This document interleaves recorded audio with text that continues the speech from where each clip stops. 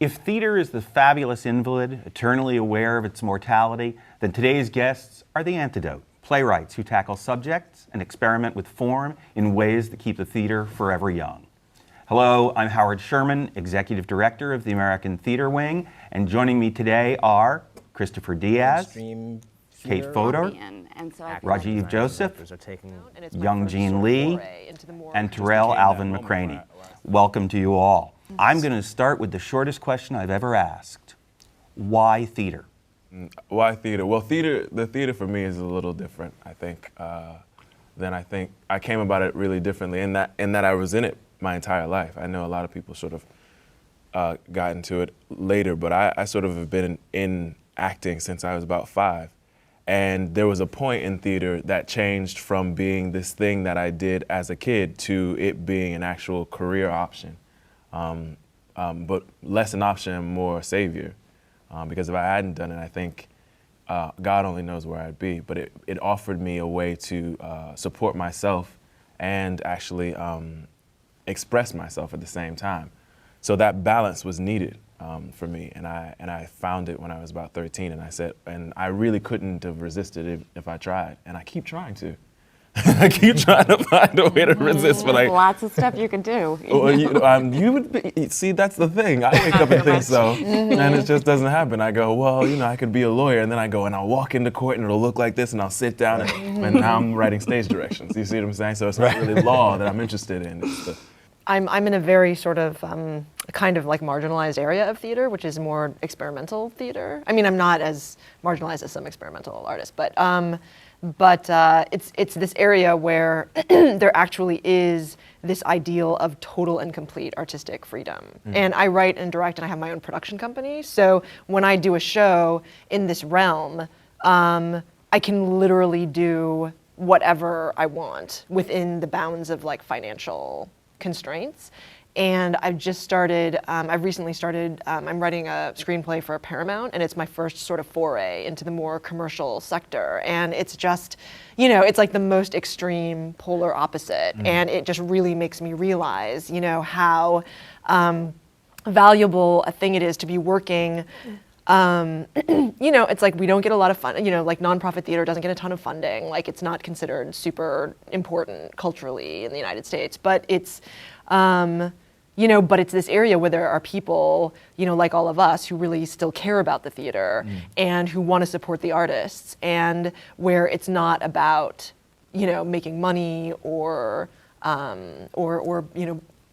becoming powerful, because it's sort of outside of the game, so the fact that theater is kind of outside of the game, at least the kind that I do, gives us this really sort of, utopian artistic freedom.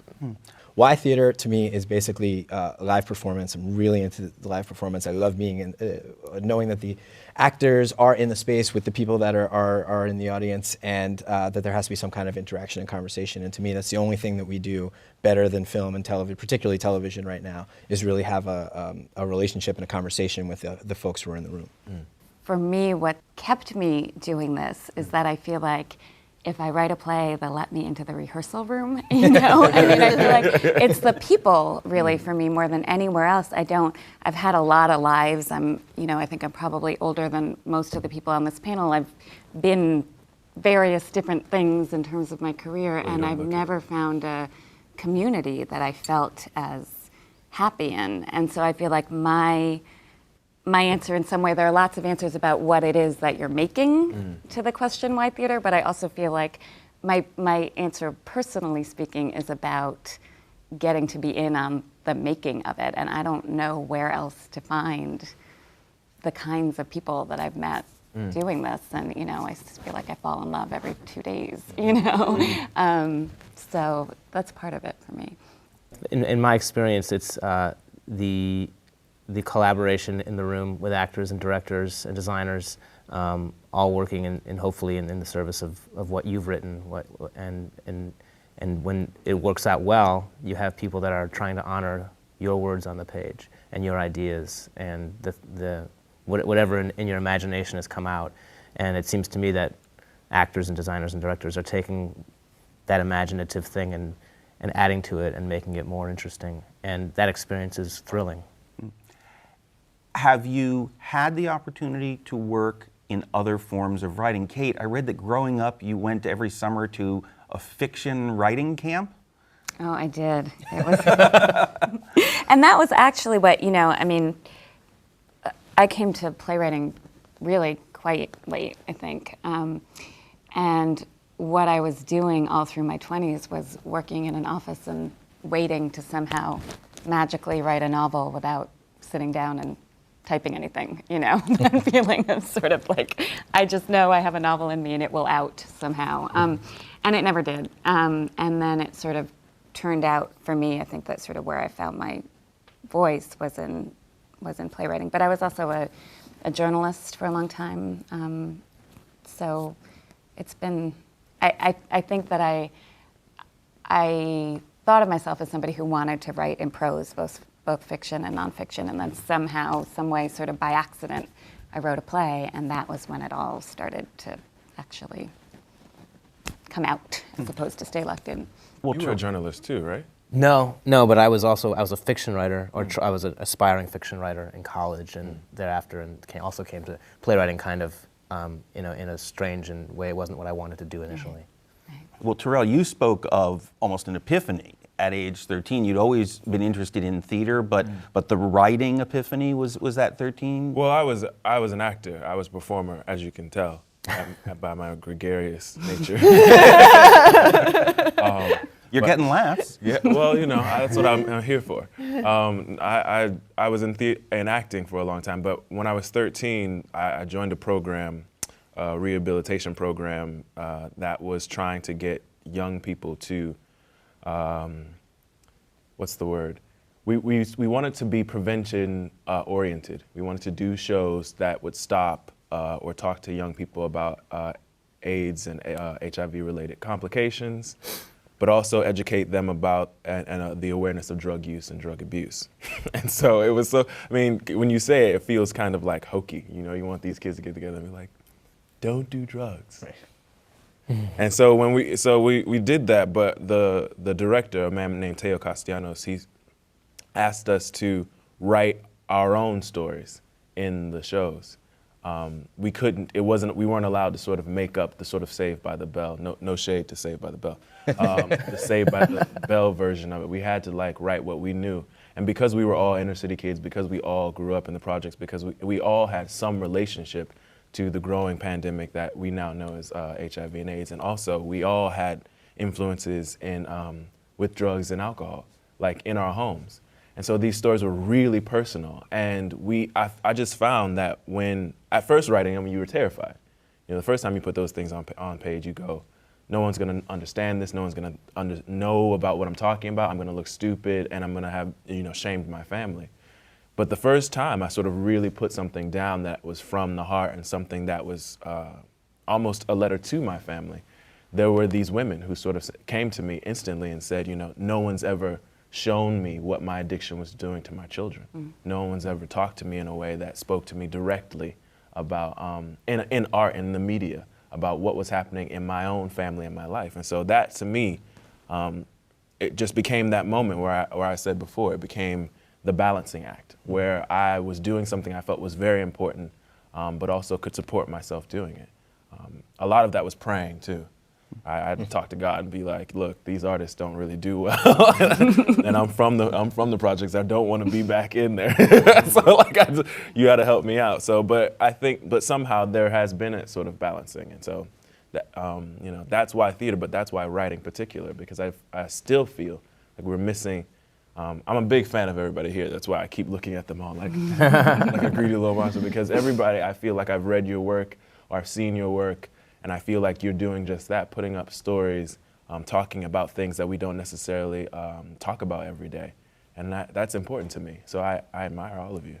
I feel like that's been a big thing. That there's the moment when you decide to sort of stop running away from the things that make you unique because people aren't going to understand them, and instead just turn around and lean into it and completely buy into it. And that was definitely, I come out of I was in graduate school at NYU at the same time that I was starting to do work with the Hip Hop Theater Festival, and that was like the biggest thing that I learned from the Hip Hop Theater Festival was all this like, you can make your own way of doing things, you can make your own kind of work, and those things that you think are going to be off-putting or scary to people, they may be off-putting and scary, but they're also going to be things that are really your story.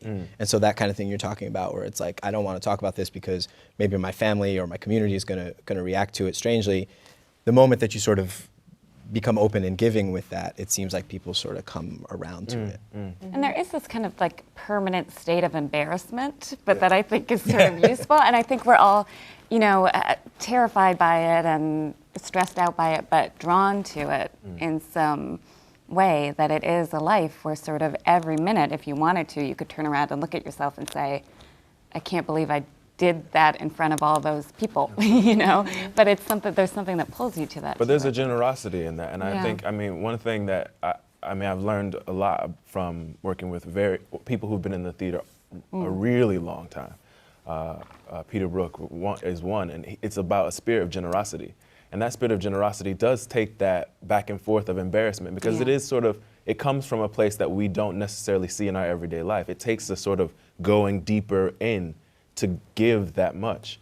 And it seems like it doesn't at the time, but you realize that you don't walking down the street every day. I mean, a woman held the door for me the other day, and I was embarrassed because she was just so generous. She ran in front of me and held the door, and I was just shocked by it. And that's the same embarrassment I think I feel in the theater all the time. It's that digging in deep that makes you just feel like you kind of step back from it for a second. Are you always writing from inside yourselves and your own personal experience? Or at some point, that's certainly what young authors, we always hear, always want to write their own experience. Is there a point at which you start writing about the experience of others? Well, I did a show 2 shows ago. I did a show that was a Black identity show with a Black cast, and that was the first show where I really had no content to contribute, and it was a really weird experience because I think my work generally is pretty personal, and I had sort of started taking on other identities with this show called Church, where all the characters were evangelical Christians and they were doing a church service. And I didn't want to just do this ironic thing where I was making fun of them. I was trying to dig in and sort of get into the mentality, you know. So I started, and so then it continued with The Shipment with this Black cast. And I remember it was just this it was really awful because I would, you know, I'd write stuff. I write and direct at the same time. So I'd write stuff, bring it into the rehearsal. The cast would say, like, we don't identify with any of this stuff you've written. Like, you don't know what you're talking about. And then, and so then I just got them to tell me their stories. And then I sort of started just writing sort of for them, you know, the things that they wanted to say. And it was really hard not being able to write from myself. But at the same time, it was really kind of great because I feel like after a while, you know, like my biggest fear as an artist, I think a lot of artists fear, is becoming stagnant. You know, like when you you get more successful and then you start churning out, you know, these sort of McDonald's Happy Meals, and it's like, you know, and like everybody is afraid of that. And I feel like, you know, it's just because you're kind of limited by, you know, having the life that you have and having the experiences you have, and you know, it can be, I think, incredibly freeing to realize that, you know, if you're careful, like you can go outside of that. To me, I don't know how I would do something that isn't, if it's not directly about my experience, isn't about my perception of whatever I'm writing about. You know, there's something, I'm coming to it from a position of emotion. Usually, I think it was Craig Wright came to talk to one of my classes one time and said basically everything you write needs to be as urgent as a suicide note. And I hope it was Craig Wright. My apologies if it wasn't. But Doug it's a good Wright, quote. Craig, one of the Dougs, I think it was Craig Wright. And so to me, it's about, the first play that I ever wrote was Welcome to Arroyos, was about identity and gentrification in the Lower East Side, where I had a grandmother who lived in the Lower East Side, and I was an NYU student who was now gentrifying the Lower East Side and kicking people like my grandmother out of the Lower East Side. And so the hard part was I first tried to write it where it was like directly about me, and that was a disaster.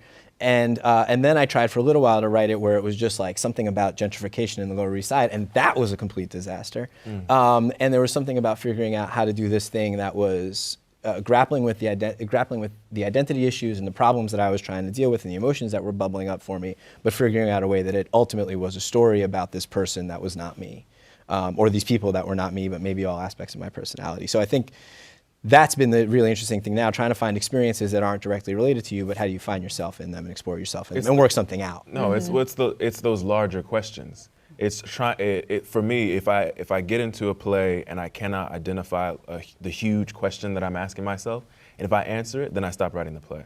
Like if I answered it for myself and I don't have any more questions about it, or my perspective is sort of stuck, I'm just like, well, that's not fun. I mean, I wrote a play when my mother passed away about missing my mother, and it was a dumb play.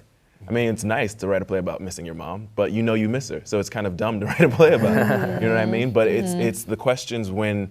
It's those bigger things, those questions when you just don't have the answer, or you have 5 answers and you need to slide them in place to see how they act out or they work out. Those are the ones that are interesting to me. So they do come from me. The questions always come from me, but they are not necessarily a finished product. I always feel like if I walk out of a play and I've like, oh yeah, I got the answer to that, then I'm like, then I move on to what's for dinner. Then I move on to like, where's that nearest Starbucks? Or, that's a cute person walking down the street. But I want to be wrestling with those questions when I walk out rather than sort of settled. Yeah. And I think there's something in that about when it's, for me at least, when it works best, I think, is when it's my question, but I found a story to explore it through that isn't my story, which is sort of what I think you're saying too,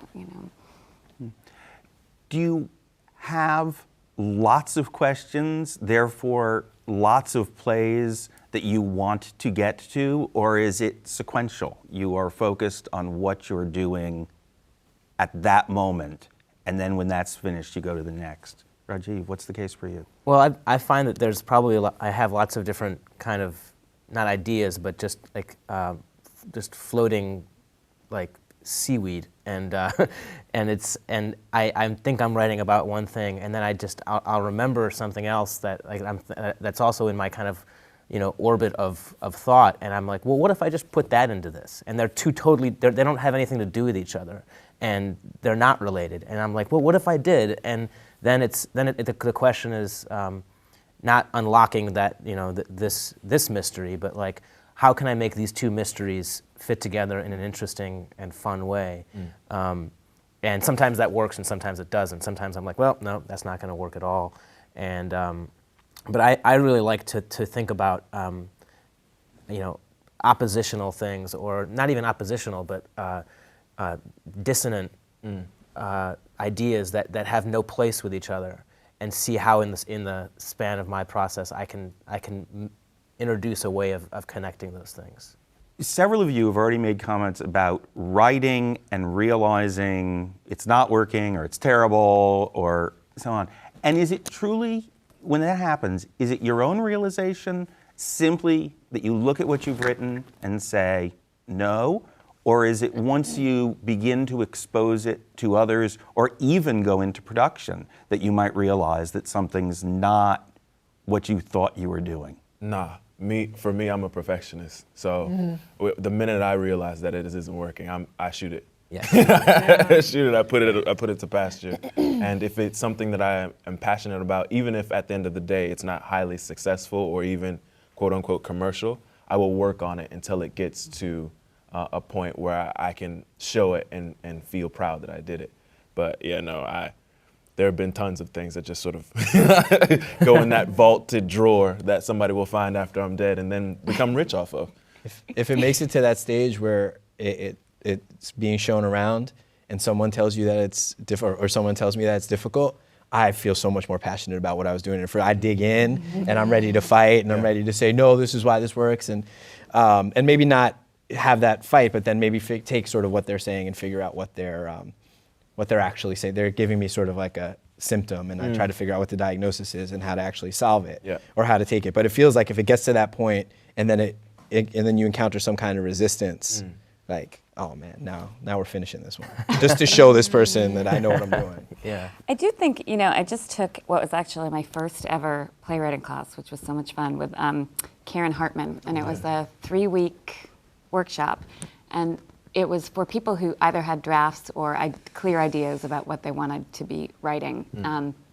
So we were working on stories as opposed to just doing exercises. And one of the things she said at the very beginning was, look, this is 3 weeks, and I want you to just sort of like dance with the girl that brung you, and not do the thing where every time you run into a difficulty in what you've come here to write, you say, oh, you know what, that was the wrong idea. I see now that was the wrong idea, and I'm going to get started on this other thing. And that 3 weeks was actually really helpful for me, because I think there is a tendency to be fearful of failure or be a perfectionist, and as soon as something reveals itself as imperfect, for me at least, to shoot it. And I think to be forced to stick through the initial failures of what I was working on and come out the other side of it was new for me, but also really useful. So I think there are both things. Well, I want to know how you guys stand that part. Like that early part where you're writing bad things and you don't know what you're doing, and like you're just producing things that are bad. I mean, I find that part so excruciatingly painful that I will do anything in my power to avoid writing. Like it's because it's so painful, just that first part. And like once you start figuring things out, then it starts getting good and you're on a roll, and then it's fantastic. But just that beginning part where everything is bad and you just keep killing things, and then it's like awful. Like, how do you deal with that part? Well, for me, I get really depressed, and the time. I mean, no, seriously. At our heads. Well, I'm glad you all do too, because I thought it was just me, and my poor boyfriend somewhere is just like he really wants to put me on Xanax. Yeah. It's just he just has no idea how to handle me during that time, because it is really depressing and it's really hard, and I'm really hard on myself, and I cry a lot and I roll around. But I do tons of things. But I think the other thing that I have learned to do in that section is accept that I'm going to feel a bit of depression. And when I say depression, I don't mean necessarily sadness, but like a shutdown. Right. Because my body and my mind is trying to shut down to find a more key thought. And then I also find that other art forms inform me. I go, what in music is like what I'm trying to get to? What in dance is trying to get what I'm doing? What film is like?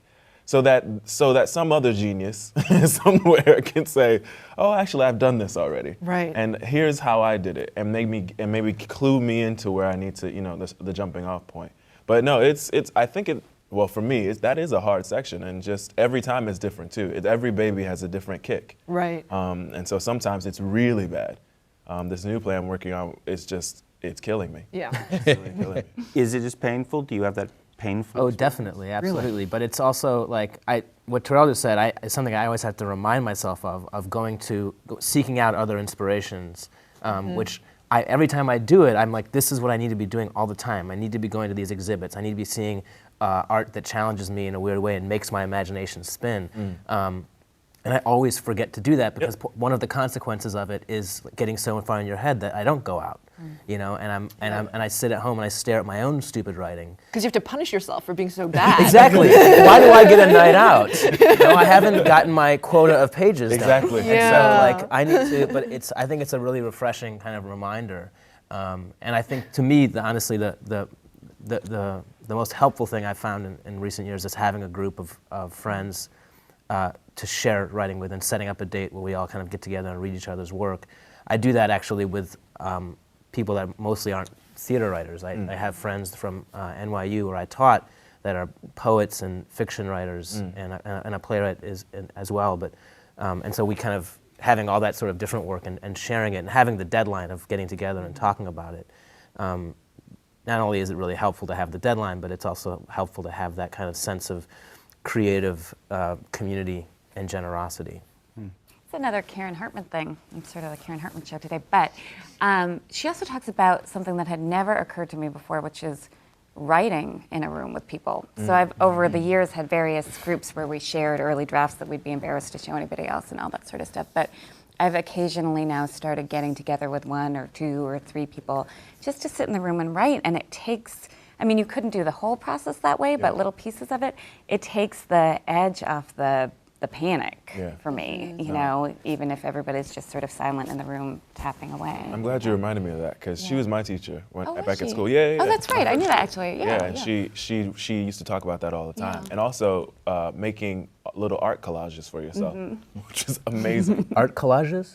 Dude, we'd like you would take the characters that you're writing about and you'd like cut out what you think they look like from magazines, and then put little paper dolls of like clothes that they would wear. And so you like make this whole like my entire desk at Yale had this big thing of like characters with different outfits on. I thought I was going into fashion for a while. It was just really, it was just fun though, because I would get up and I would see these people and go, no, not that hat. Yeah. And it was a different way of creating the world for me, because I'm visually stupid. Like I don't have that. Yeah. I'm much more of an oral person. I can hear people way before I can see them. But this would just help me go, oh yeah, they look like that.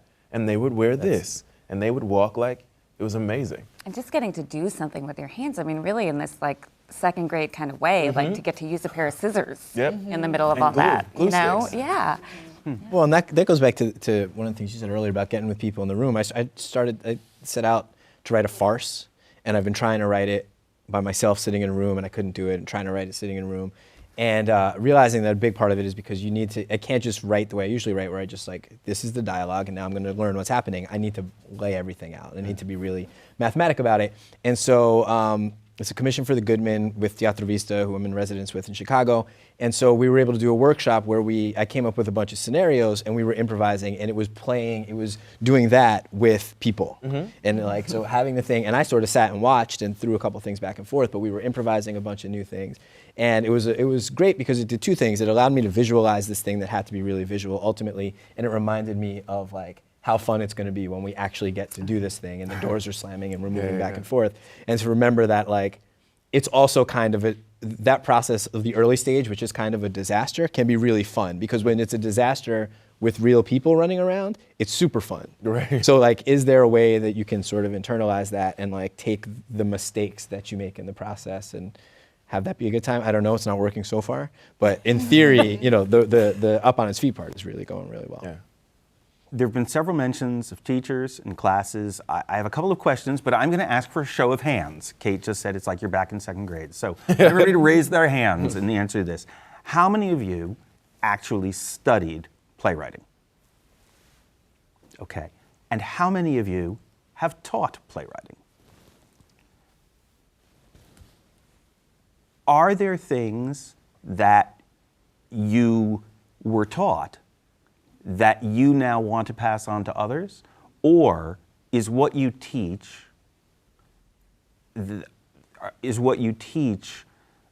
your own way of going about the process? Both, I think. I mean, one of the things I learned from all the good teachers, or the teachers that, in my perspective, were really good, which were most of them actually. Even my acting teachers, they all taught me the same thing, which is that I can't teach you talent. I can't teach that to you. I can't give you talent. I can't make you talented. What I can do is point out some ways to get your talent outside of you that I have worked on and used, but I can't. There's nothing I can do I can show you some craft. I can show you some skills, a skill set, some theory, but there's no sort of teaching you talent. And that, for me, the reason that was so important for me, or important when I teach, because I normally teach younger people, very young people who never come to the theater, never seen the theater. You're talking about people the age you were when you really started? My age, but even younger sometimes. People who go to the theater and see those cushy seats and go, whoa, how do I react to this environment? And I 9 times out of the 10, I have to tell them, the talent that is within you, I have nothing to give you, and no one can take that away from you. And it's so important that they know that, because you spend so much time going, well, am I talented? And this teacher can help me, and this person can make that that appear. And that's a waste of time. That's an absolute waste of time. There's so many other things you could be doing with that than investing in someone who's going to sort of wave a wand and make you talented or not. It's just, for me, it's so important for people to learn early, because like that uniqueness that you were talking about. That is the only new thing to the theater, to art that you can bring is you. That's the only new thing. We've got no new stories. We've got no new real types or tropes. The only new thing is your perspective. There'll never be any of us sitting around this table. And so that is so important to instill into people very early on and to try to get them to bring that to the fore. So that was taught to me, and it's something that helps me. So I hopefully try to pass that on in every way. I think even just around this table, you hear, I mean, we haven't been talking very long, and if we wrote down all the names that have been mentioned of people who we attributed an idea to or who taught us something, I think it does become kind of a crazy quilt of, every little useful thing you can steal from anybody, and, and that becomes part of who you are as a writer and a teacher, Along with the talent, I think the passion thing is the thing you can't be taught. And I think ultimately it's just like the plays that get you excited are the messy plays that are sort of all over the place potentially, but are really you just feel like it's ripped out of somebody's heart. And I think that's an important simultaneous thing going on if you are in school, particularly if you're in a graduate school program where a lot of times they're stripping you of what you know and putting something back into you, which can be really great and exciting, but to also remember the reasons why you got excited about doing this thing in the first place, and to also understand not just what excites you about theater, but what excites you about the world, what you're passionate about in terms of like, if you care about issues of social justice and activism and those kinds of things, this is, my hip hop theater festival world coming back to me again, you have an obligation to deal with that stuff. Not just an obligation to like your audience and the world and whatever that is, but like an obligation to yourself, because otherwise you're going to be clawing at something within yourself. Well, I didn't actually get that classic playwriting training at all. Like I did an MFA program with Mac Wellman at Brooklyn College, and it was like a very small program, and it was very individualized for each of us. And the main thing was that he just made us write 2 plays a year, which is like in a way the best playwriting training you can get. But so whenever I teach, which is not a lot, but when I do, I always teach self-promotion, because I feel like self-promotion and being an artist are not two things that always go hand in hand. And for the people who are natural self-promoters, as I think I am, like you just have this huge advantage. Like in a way, you don't even have to be that talented.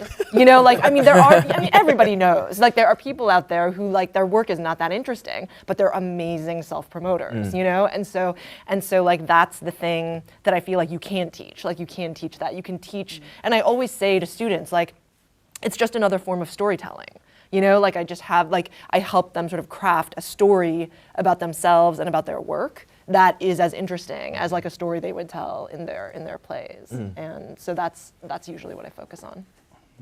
I'm curious, because there have been comments about getting outside of yourself, getting outside and away from your computer and looking at other things in the world, thinking about how much do you draw, as we spoke earlier, just from yourselves?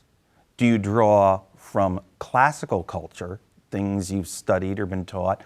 And how much do you draw from popular culture? Are these all places that influence your work? You did a play, you did a version of Lear, but Lear wasn't in it. Kristoffer, you did a play largely centered around the world of professional wrestling.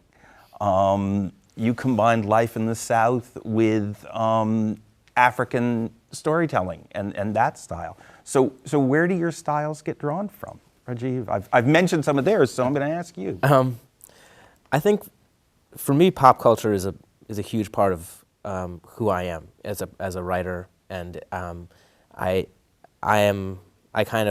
always, I try not to deny like the things that inspired me as a kid and growing up, which were, basic Hollywood fare and comic books and, this and entertainment that, I have, as I've been writing more recently and as I've grown up, I can wax poetic about forever. I see moments from the Indiana Jones trilogy that I just get teary-eyed about and think that it informs my writing on a very deep level. And it's not because they do or don't, but it's because I've assigned great meaning to certain moments of certain films. And I watch them time and again, and I love superhero movies, and I derive a lot of satisfaction from those films. Kate, pop culture, classical culture, your own culture? I don't, it's a hard question for you to answer. I feel like it's all, I'm not sure, I can answer it negatively, which is that I've always been completely and embarrassingly and nerdily pop culture illiterate. So I was one of those kids who didn't have a TV when we were little, and it would be time to play, the Brady Bunch in the playground at school, and I wouldn't know. The mom, I knew there was a mom. But I don't, I think, but, sort of by circumstance, more than I don't, I'm not anti-pop culture. It just, it doesn't, I don't have a whole lot of knowledge of it. And kind of what's been fun, this isn't about playwriting at all, but kind of what's been fun as an adult is to get to go back and fill in those spaces that, to watch the Brady Bunch for the first time at the age of 35. I don't live anywhere, so I don't have a TV. So I don't necessarily have a TV anywhere. But I have my computer and I've got an iTunes account. So I download lots of TV shows. And for instance, Friday Night Lights, which is one of my favorite shows. I love that show. It's the Oresteia. That's all it is. There's a wise sage somewhere. There's a, there's an army. There's a, there's always this moment where the troops must be rallied. There's a hero that emerges from the unexpected. There's an Achilles somewhere who does something terribly wrong, and there's a Hercules. There's always some sort of reflection to me in sort of a Greek, Greco-Roman, or even more classical than that. There's some ancient story, some biblical tale that emerges every time I watch television or see a play. And that for me is the reason why we were talking earlier about there are no new stories. And it's exciting to me, though. It's exciting because I'm like, yeah, there are no new stories per se. They're somehow in the human condition repeating some things, but then you get these slight new perspectives, these new colors, these new some things that just make, it just makes the world interesting to me. To be able to identify, yeah, that's really old, but then to identify the new within that small movement forward is really interesting to me. So both in my Libra sensibility. Kristoffer, let me ask you about Elaborate Entrance of Chad Deity. When somebody says, oh, it's a new play, and of course they immediately reduce it to its most simplistic level and say, it's about professional wrestling. Right. In that case, people might even have an initial resistance saying, how can you write a play about professional wrestling? It's a joke. But it's a good one. Thanks. I didn't mean the play was a joke. I meant professional wrestling was a joke. No, thanks. Yeah, the play the best whenever we knew the play was going well was when I would be sitting in rehearsal and I would go, "This is the dumbest play ever written," and that was when everybody felt like we were doing something because we were taking this thing that people thought was really dumb and again leaning into the ridiculousness of it and finding something to say about it, culture or the world or whatever. And sometimes just being silly for the sake of being silly. The other thing we would always say is, you don't have to be a fan of Danish princes to appreciate Hamlet, and not to equate those things, but it's really reductive to say this is a play about X and therefore I need to be a fan of X to like it. Rajiv wrote a play, since we're doing this thing, Rajiv wrote a play, which is one of my favorite plays of the last few years, which is called Animals Out of Paper and is about origami. Sort of. It's the origami play. I tell people about it all the time, and I'm like, he wrote this great play about origami, and they're like, how do you make origami dramatic? And it's super dramatic, because it goes into what the actual thing of origami is, but also it's not really about that. It's about these people who have found something about themselves and in some cases very particularly in the thing that they're doing. So it's about people who care about something, believe in something, strive to do something better. It's the exact same play as Chad Deity. They're down to the cool, wise-talking Indian kid at the center of it. So it's never about the thing. It's never. If you're writing Angels in America, when we studied Angels in America, and people would ask you, "What's Angels in America about?" Oh, it's about Reagan, and it's about AIDS, and it's about a boy and a boy falling in love, with all this other stuff happening around it. When you get down to the basic of anything, Tony Kushner, you can only write relationship. So like you're only writing about relationship on some level, and everything else is coloring that goes on top. So Young Jean, taking Lear as a starting point, what were you going for in terms of taking a very well-known piece of literature and putting it through the prism of your own experience and imagination? Well, first of all, I knew I was going to get in trouble, because like Shakespeare's sacred, No, he's been much messed with. Over the Yeah, years. but people get mad at it still. But people Right, still there's get no rights mad, issue. Like it's, but people still get upset about it. Like if you don't, there's like a certain degree of reverence. I mean, I love Shakespeare. I studied Shakespeare for 10 years. I was almost a Shakespeare scholar, but I dropped out.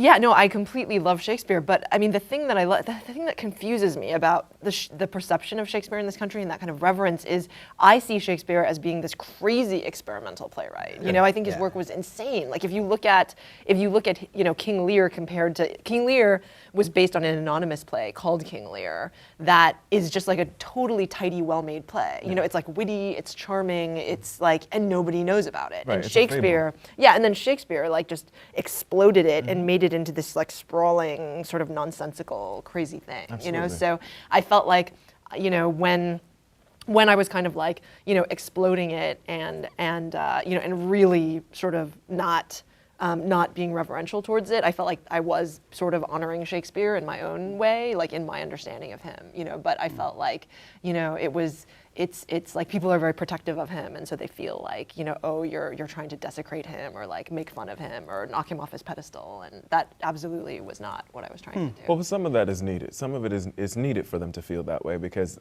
they've, in order for people to relinquish this sort of right that they've got over things that are in the public domain, they've got to feel a little bit threatened that people are taking on and doing things with it that they didn't or shouldn't expect. Right. And that's needed because I mean, especially with Shakespeare, it's one of those things that every day I wake up and I think to myself, now, this beautiful language that is incredible is also pared down with some of the stupidest things in the world. Exit pursued by a bear, to this day, we're trying to figure out where it came from, how it affects anything. I mean, scholars have written total books, Right. just books and books and books about this one stage direction because nobody can figure it out. And I bet you if Shakespeare was around, he'd be like, oh, I cut that in the last draft. And it'd be, they forgot to take it out of the folio. And you go through these versions of reading the first draft, the second folio, the quarto, and you realize that there are tons of experiments. I mean, the first quarto of Hamlet, oh, it's an action thriller, but the worst lines ever. Ever.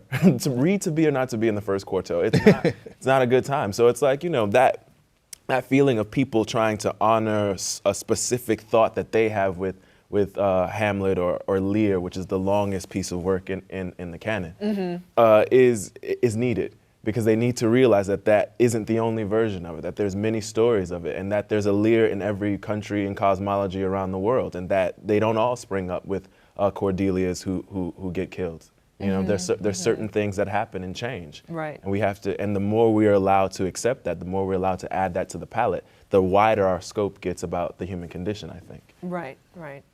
I believe you've all had the opportunity to have your work produced in other countries. Am I correct? No.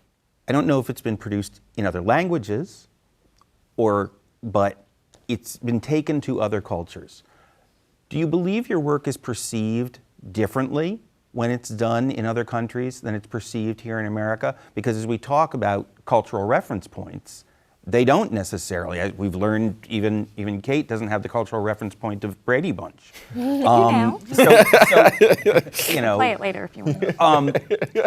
Is your work perceived differently? Do you have a sense of that when it's done in other countries? I think it is, and it also depends on the play. The play that Chris was talking about, or Animals Out of Paper, has been produced in Romania and Australia, and in Romania it was in Romanian, and that was an interesting thing to watch it done in a different language. But that play, I think with that particular play, I think there's some universal kind of ideas in the relationships between these people that make.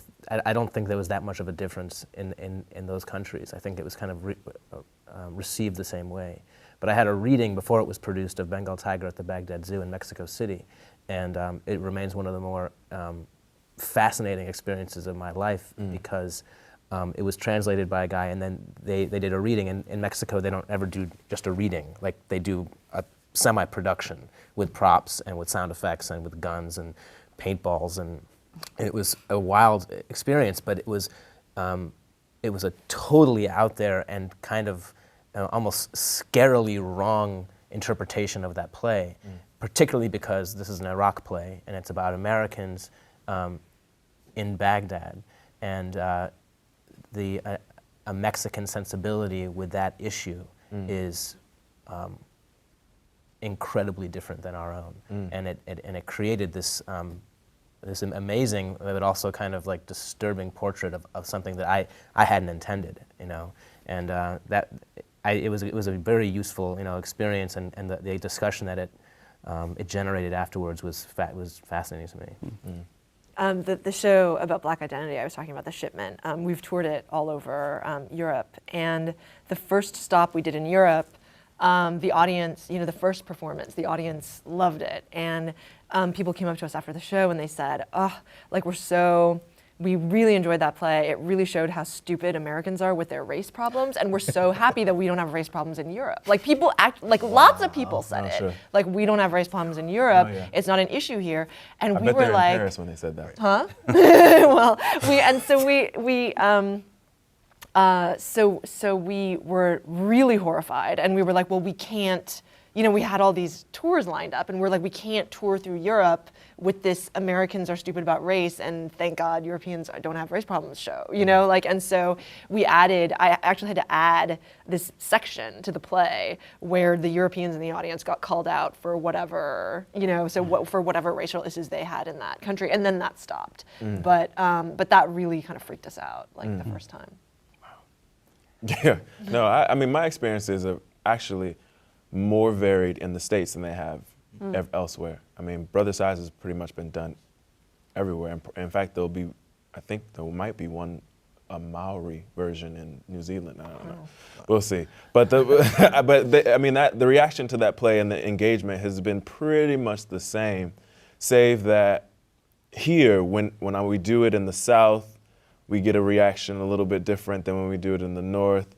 And I mean, the most wild experience is when we did this play called The Breach at Southern Rep in New Orleans. And at the time, it's about Hurricane Katrina, and it was right on the sort of second anniversary eve, and it was amazing because when we did the reading on the second anniversary, the play wasn't to go up for almost a year later. And on the second anniversary, people still were saying, you can't do this play. There's too much emotion behind it. The city isn't ready to see it. They were volatile. One person literally said, if you do this play, we'll burn the theater down. And then you can quote him on that. And on when we actually did the play, it wasn't that the emotion was gone, but they were in a place where the dialogue was open. And so the conversations that we were having were incredible. And so, I mean, to vary from, the same city. It's the same city, the same theater, the same patrons. To go from, it's just taking that American temperature for me was really interesting. And when the plays do that, when the plays sort of dip in and go and dig into the heart of what's going on in the city or on a population, it's always interesting to me. Not to play game show host, but I want to read a quote that's from one of you. I don't want you to suddenly leap up and say, that's me. But I'd like you each to respond, and obviously when we get to the person who said the quote, they can explain it further. But if they wish to, I feel nervous. My hands. I'm very curious because I find this to be a very provocative statement. As American theater becomes increasingly conservative, we are hastening our own demise. Is American theater becoming increasingly conservative, and are you pessimistic about its future? And we're going to just go right in a row. Wow. I have to start. Yeah. That's an incredibly tough question. I think it's definitely a provocative quotation. Statement. And I mean, I'm gonna be totally honest and say that I just don't know if I feel that way or not. Because I mean, and partly maybe it's because my experience, I don't have a depth of experience in seeing theater and being attuned to American theater as a institution enough to compare it to anything. Like what I know of American theater, I know what I've seen in the last 10 years, if not less than that. And so I don't have a sense of the direction it's actually going. And maybe that's also because I'm not as astute a student of it as I should be. But I think that I see I think it's rare to see a piece of theater that astounds me, but I don't think that's anybody's fault. I think that's the way it is. I think that when I see a play that changes my life, I don't expect that to happen every day, and I just feel like that's when that does happen. I acknowledge it and I remember it and I value it, but I don't have any sense of how one could increase that. Kate, how do you respond? I mean, I think there are two ways to interpret not so much the statement, but the question that you asked. Which is one, thinking about it in terms of what's actually being produced, where is the money being invested, and then the other, thinking of it in terms of what's being made, what's being written. Is there a dearth of talent or material, and for me, I've only really been doing this for 5 or 6 years or something, and I still sort of feel like a kid in a candy store. I mean, I feel like being part of New Dramatists and trying to read my way through that body of work, and I mean, I feel sort of constantly astounded. So I feel like I have no fear about whether the work is out there, whether the work is being done, whether the people are out there. And then when it comes to the question of sort of, what is Lincoln Center producing, I'm not an expert on commercial theater. My sense is that for me, the more exciting stuff is happening lower down, and that has with it all kinds of attendant problems, like when you're not getting paid for your work, really, then you have to do other work, and then you don't make as much work, and I feel like we're losing a lot of work from some really great people because they can't support themselves, and all of those things. So, I feel both things. I feel like at the upper echelons, but then again, those places are what they are. They do a different thing. They always will, But I feel, at least maybe partly because I'm new to it, that there's an abundance of riches, actually. So. Christopher? There's so much. I mean, we could do an hour on it. I mean, conservative is such a broad question. I do feel that in the regional theaters and not-for-profits that I've worked with or had connections with and conversations with, conversations are generally guided more and more by business decisions and less by artistic decisions, which is understandable and fine, and you have to keep the doors open, and if you want to play that kind of game, you have to play that kind of game. I worry if those institutions are always making wise business decisions. If you're sacrificing the art for the business, make sure you're making a really good business decision. There's probably 10 million other things that I will say. The one other thing that I definitely want to say, though, is I find more and more when I go to festivals, particularly development art opportunities, I'm seeing that groups and tables that I'm at look more like this than they have in the past, which is really thrilling.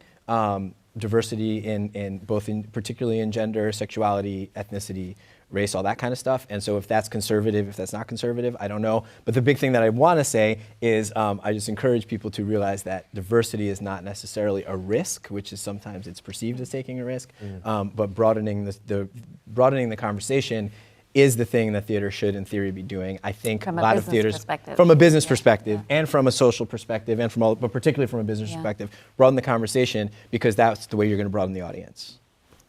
Jane? Well, that was my quote, and what I meant by was basically what Kristoffer is saying, which is that it's like if like American theater is going to thrive, like we need like more plays by playwrights of color, like women, like it's still overwhelmingly like white men, and the plays are artistically very conservative, in terms of like the mainstream. And it did, like that quote, it was a couple of years ago, I think, that I said that. And it was sort of coming out of hearing a lot of artistic directors of really major American organizations sort of complaining about the fact that like they want to do new work. Like you don't, become an artistic director of a theater that's able, like that's, they want to be part of like this, this new sort of burgeoning, they just want to be part of like what's happening now, but their audiences are getting increasingly conservative, Well, yeah. and they need to keep their jobs. So the quote was definitely not like a finger pointing, it's somebody's fault. I mean, like the rest of the quote goes on to say, like it's not about finger pointing and blaming. Like everybody has to sort of work together to figure out how to keep us going. Yeah. But I do feel like I feel like the country is getting more conservative, and I feel like audiences are getting more conservative, and there's a lot of resistance to new work, and it's like it's not like there's some big evil white man like controlling everything behind the scenes. It's just like it's like what do people want to see? Like what's the? I think it's the economic crisis too. I mean, totally. Oh, sure. Yeah, I think that had a huge impact. I know we're probably late on time, but the other thing I want to say, there's film and television, particularly television, are getting less conservative in their storytelling techniques, and people who should be our audiences are getting really sophisticated in terms of how to tell stories, and we need to catch up. Yeah, that was also part of it. Tarell, you're nodding. Is there anything you'd like to add, even though now you know who you're responsible for? No, I mean, I think everyone said pretty much the same thing. The part about the audience to me has always been the most important. It's how in which to get an audience that has never been in the theater before, who does get free television, which is getting more sophisticated, very lovely, very rich art, to come and sit down in the theater and be depressed for 2.5 hours sometimes and pay a ticket price that could be from upwards of $65. That is a business model problem, and we've got to solve that somehow. So until we do that, we may be hastening our own demise. I thank you all for your plays. I thank you all for a great conversation and for being with us today. And thank you for joining us. These programs are brought to you from the Graduate Center of the City University of New York in partnership with our friends at CUNY TV. On behalf of the American Theater Wing, I'm Howard Sherman, and thanks for joining us for another edition of Working in the Theater. I'm Ted Chapin, chairman of the American Theater Wing. The Wing has played a vital role in New York's theatrical life for more than 60 years. Best known for creating the Tony Awards, we stand for excellence, but we also support education in the theater, and our work reaches beyond Broadway in New York. The Working in the Theater television programs, which are supported by the Annenberg Foundation and the Dorothy Strelsin Foundation, are unequaled forums for discussions with today's most creative artists. Downstage Center's in-depth radio interviews were created in conjunction with XM Satellite Radio and can be heard on our website. For people who are starting their careers, we have a 2-week boot camp for aspiring actors from colleges across the country called Springboard NYC. And our theater intern group provides a forum for young people who are starting their careers to build a professional network. All of the American Theater Wing's educational and media programs are available for free on demand from our website, americantheaterwing.org. Thanks for your interest in the Wing, and thanks for watching.